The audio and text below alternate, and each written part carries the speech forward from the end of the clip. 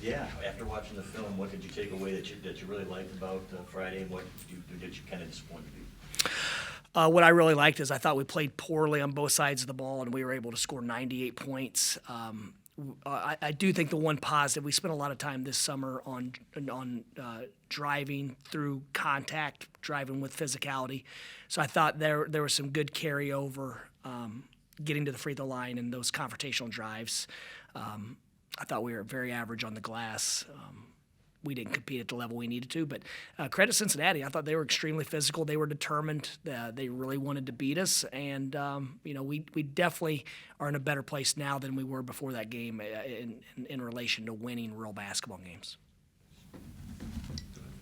Are paint touches something I imagine you guys track those, and how good is Elliott at kind of getting where he wants to go?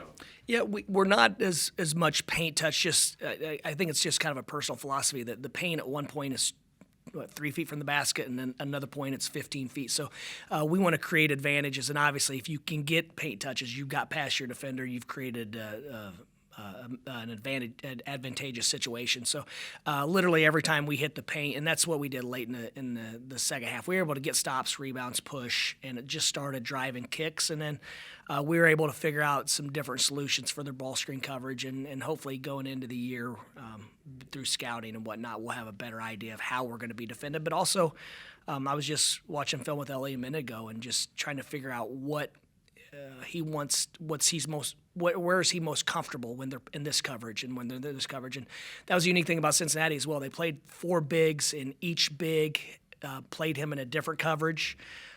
They played him in a different coverage based on who our center was. So they're a very defensive-oriented program, and for him to see those looks and us to be processing, okay, next game, Elliott might see this read, this read, this read, this read. It's all positive going forward.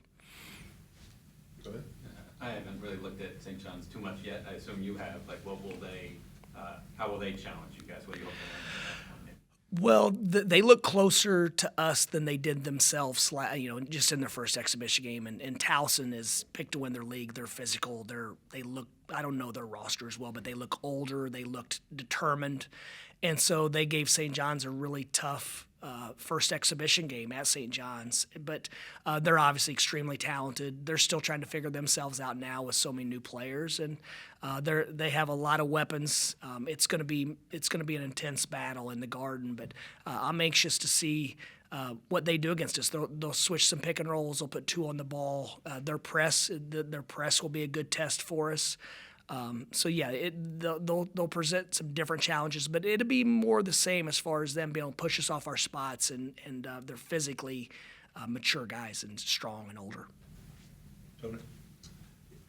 The backcourt's obviously really deep, but do you see a path for Winters Grady to really work his way into this rotation?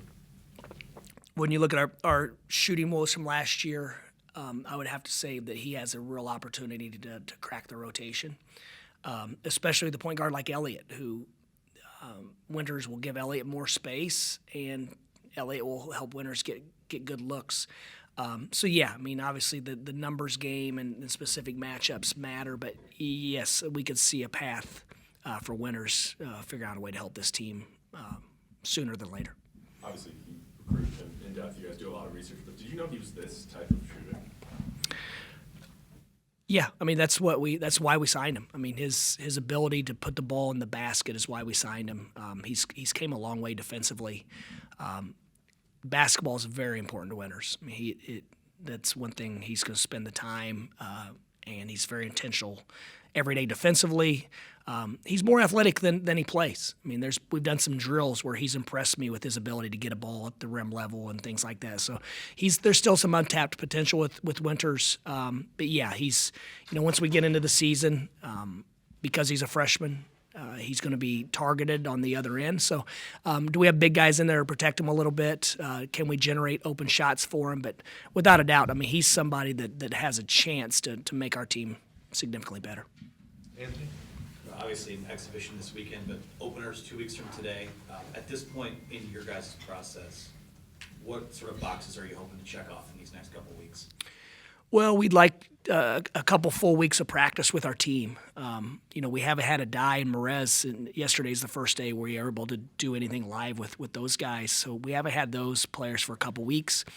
When we had our pro day, I think we had 7 or 8 healthy players for pro day. So we don't really have anything in. We don't have entries to get Yaks on his spots. We don't have entries to do this, to do that. So I'd like us to get a little more organized on both sides of the ball. We really didn't have our post fires in and our rotations just because it's difficult to put something in when you have 5 guys ill or you have 4 starters out with injuries. You don't want to add something and then have to reteach it and whatever the case. So I'd like to have a lot more in, but I think playing these games, it just shows how much more intense practice has to be and how much more physical the second unit guys have to be to prepare the main guys for the games. Dennis? What's the chances that the 2 guys that missed can play this week? And then Yaks, I think, tweaked his ankle. Is he all right to go? Yeah, he had cramps, and so it was kind of like, let's leave him in with cramps to try to win the game, or let's take him out and play the long game. And so we took him out, and he competed at a high level. But that's the crazy thing about Yaks is, as cumulative as a staff, we didn't feel like he played very well, and he had 31 and 12. That shows his ability and how capable he is. But man, he's a unique talent. And then the other 2, I think we're getting close. I don't want to speak for the medical staff, but it feels like it's getting much, much closer. Brandon, you might have just answered it a little bit, talking about guys being out, but you said after the Cincinnati game that you played some lineups that you hadn't played at all in practice. Was that part of the plan, just game flow, or was it because you had guys out? Like, how did that come about, and what's it look like moving forward? No, and I said it several times on the bench that when we were playing poorly, it was like your competitive nature kicks in to try to win that game. But, for example, Ricky Liburd, we don't know if he'll redshirt or not, but I wanted him to feel a game. For his development, off-season development, his in-season development, his overall developmental plan, I just think it's important to feel that so you know how quickly windows close in a game, how quickly you have to respace and get your feet ahead of the pass, and all the little details of the game, how aggressively a big, strong 23-year-old's crashing the glass. So I wanted him to feel that. And it was the same thing with Winters. I wanted to see if Winters had the same look as far as confidence in the game as he does in practice, and he showed that. I wanted to see how Malik would respond, like what would be his fallback, because we've never coached these guys and they've never been in this type of environment. So more than anything else, it was like we have to see these guys so we know how to coach them better, what to work on, versus simply trying to win a game that doesn't count in the record, on the records. And granted, don't get me wrong, we wanted to win, but we didn't want to win at the expense of just going at it where we're only trying to win. And I think Cincinnati was the same way. I'm sure they played a couple guys that won't play during the season, and there's more than just winning a exhibition game. I mean, to be honest, I think our Final Four year we got smacked on the road and then barely beat a Nova Southeastern team and barely beat them. That might have been our best win of the year. That team probably didn't lose a game the rest of the season. So, we don't put a lot of stock into it other than we need to find out where we are at that moment. Would you say that you learned anything about some of your smaller lineups without having Merez and Adai in kind of the second half of that exhibition, or was it kind of just trying to find guys to make things work? Yeah, we learned that those guys didn't play with the physicality and determination to keep bigger, stronger players off the glass. And a couple of our veterans, we had a very productive film session yesterday. And we're still trying to tweak with a couple things. And I told a few of them that we can't make that decision because we don't trust that you're going to do what you're supposed to do every possession on the blockouts and the rebounding. So whenever we get to where we have a 99% hit rate on our responsibilities when the shot goes up and whatnot, then we really can't move on to the next thing. So, but yeah, the one thing I learned, if Elliot Cadeau, when he defensive rebounds, there's about a 90% chance we're going to get an A+ shot at the other end. Just he doesn't have to come back for an outlet. We already have an advantage. So I think the challenge for him is to become an elite defensive rebounder, especially when he's guarding point guards and they don't crash, to go in, rebound long shots, and then go with it because he's about as dynamic in the open floor as anyone in college basketball. And you talked a lot about the offseason growth with LJ, kind of both mentally but also on the court. What would you say the exhibition kind of showed you about his development? Well, the plan was to play him 2 minutes a half just so he could feel the game, and so we played him a couple in the first half. He hadn't practiced. He practiced. He was playing at an all-time high. He sprains his ankle. He doesn't want to go out because he wants to keep playing. So he goes out, then he comes back and re-sprains it. Has a bone bruise. I think he had a bone bruise in his foot. And so he misses another 2 weeks. So he had just started practicing maybe a day or two before the game. And so I didn't want to risk further injury, but the medical staff said that he's feeling fine, he's ready to go. But just the fact that he hadn't really done much in 2 to 3 weeks, probably played him. We definitely played him more in the second half than we had planned on it. But that was a result of us turning the ball over in the first half and LJ saying he was fine. So he had a good practice yesterday. Obviously, when you miss 4 weeks of live play, you're not going to be the same player immediately, but we're excited about the season he's going to have. We need him. We need more playmaking on the court, and we need him to stay healthy. Dusty, speaking of Elliott, he only put up one field goal attempt in the exhibition. Did that surprise you, or do you expect him to be more of a shot creator moving forward? Well, would he get to the line 15 times? So, you really have to count that as 7 attempts. I thought he took what the game gave him. I think if teams, when he drives, if they fan out and stay at home on our shooters, I think he's going to find different ways to score.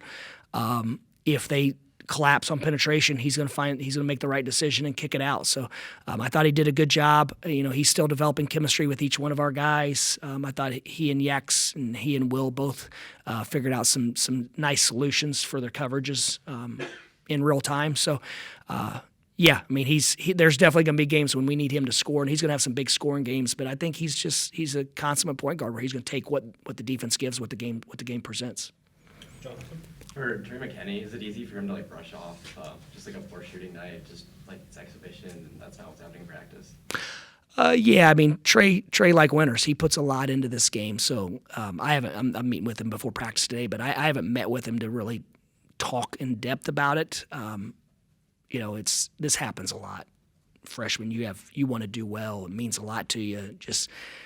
That's why you play these games too, to get this. I think if we played a far inferior team, he probably would have had 18 points and it would have looked easy and this and that. And instead, you play a team. I don't know how old Cincinnati's guards are, but I know I've been watching them play college basketball for several years, so they're definitely not young pups. But so that was good for him. He'll respond the right way. I would assume that that'd be the worst stat line he'll ever have in a Michigan uniform.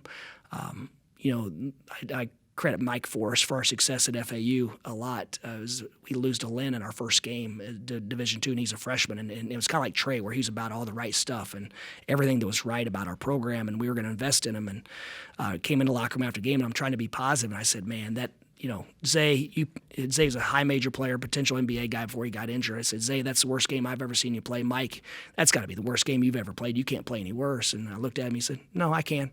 So I said, work with me here, Mike. So, yeah. The message being like, I'm not worried about Trey McKinney. He's going to be fine. He's going to make shots. He's going to play high. He's going to play good basketball. So, he'll bounce back. He'll be fine. I'm kind of glad it happened because it shows how difficult it is. But he's a good player. He's going to be a monster for us this year. Dennis? Dusty, when it comes to the turnovers, is it game specific? I don't know if you're happy that you had as many in the first half, but can it be a tempo thing that you have the ball moving so much, you're going to have some of those? What's your philosophy? No, I think it's the complete opposite of those two things. Most of our turnovers, we were trying to get entries with our non-point guards in, and so they're being pressured up top, over-pressured, and at that point, we should have opened up some space and just tried to drive that over-pressure. The others, as far as I think we had one quick swing the entire game. Almost every time we caught the ball off the first pass out of the ball screen, we tried to play one-on-one against a set defense that's loaded to that side of the floor. So I think it's the complete opposite, where we didn't swing the ball and we didn't play off closeouts. We turned it over the day before practice, and I credit it to nerves and jitters and excitement of playing. But then we did it 2 days in a row. But also one of the reasons we played LJ in the second half, we don't have, and Adai's our best passer, and we didn't screen very well. We didn't cut very well. But as far as tempo, I didn't think our tempo was very good. So if we have to slow it down and play in the 300s tempo-wise, and we're gonna have a lot of unhappy players in our locker room because you don't play very many guys that way. You walk it up, you call a set, and I don't think long term that's the best way for us to play. But you never know. I mean, we'll figure it out. Chris, what's the primary objective in a second exhibition after the first one? Is it building on what you saw, correcting things, or finding out guys who play well together? More the first. Yeah. Are we able to fix the things that we were really poor at? That's priority number one. And then once you fix them, then you've got to be able to build on that foundation as opposed to just forgetting what you fixed and moving on to something else. So no, number one is fixing the things that we were poor at. So the turnovers, more aggressive on the glass, our connectivity defensively. Those would probably be the things that we really want to see improvement on. Taking away easy baskets. We gave up a lot of easy baskets. Credit, their bigs are good though. We move. Will Cheddar loses 30 pounds. We move them back to the 5 in an emergency situation, and their bigs got too many angle baskets. They scored before the catch too frequently, and credit to those guys because they are good. But I mean, we needed a Dye and Merez to bang with those guys. But at the end of the day, they banked in a couple threes. They found a rhythm. We played poorly. And so it presented a challenge to come back. But I think during the comeback, we would get it to 2, and then we would make a silly error. And that was probably the most disappointing thing as you reflect on last year. We rarely made those mistakes in winning time last year. I think Wake Forest, Danny Wolf slipped a couple times, or Roddy slipped once, Danny slipped once. Like we slipped on a wet floor in Greensboro Coliseum. Other than that, we didn't make those errors at winning time last year. So, that's something to be conscious of going forward. Andrew? With Yaks, I'm thinking about how you said earlier he would follow Namari, and do his pregame preparation. Some of his practice habits, were they, when he came here, where you wanted them to be as far as, just... No, they're not. They were not anywhere near where they need to be for him and for us. He's gradually improved, and we're, as we told him yesterday, over mountains are more mountains, and over that mountain's another mountain. And what's the winner of a pie eating contest typically get? More pie. So it's going to be the same. If he gets 40 and 20 next game, we're going to be on him about what he needs to work on and improve on, and continue striving to get better. We're never going to feel like, like I said, he had 31 and 12, and me personally, I was disappointed that he can play better than that. He can play he can impact winning more than he did, and that just shows how high of a ceiling he has.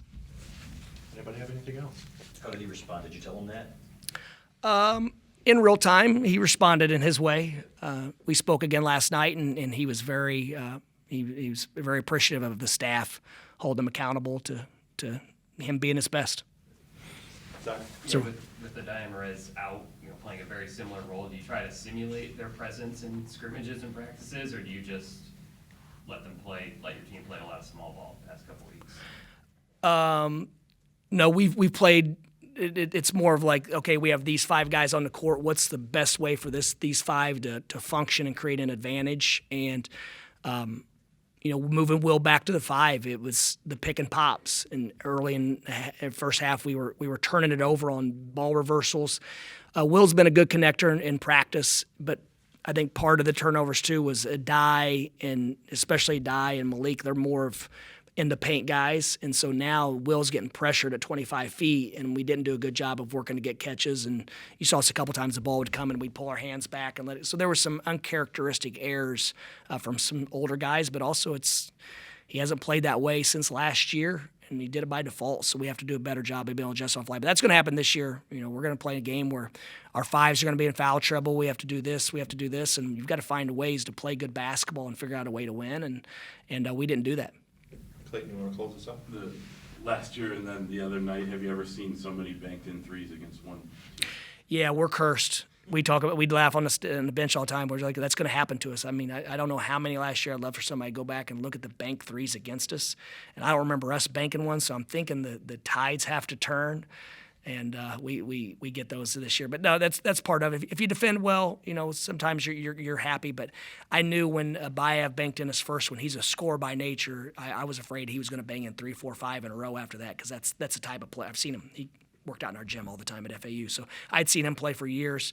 He banked in the one, and then he made a really difficult one right after that, and then he made an open one. So it led to a couple more where if you don't get that first one in, maybe you're not quite as confident to get in your bag and go get another one. Thanks, guys. Appreciate it.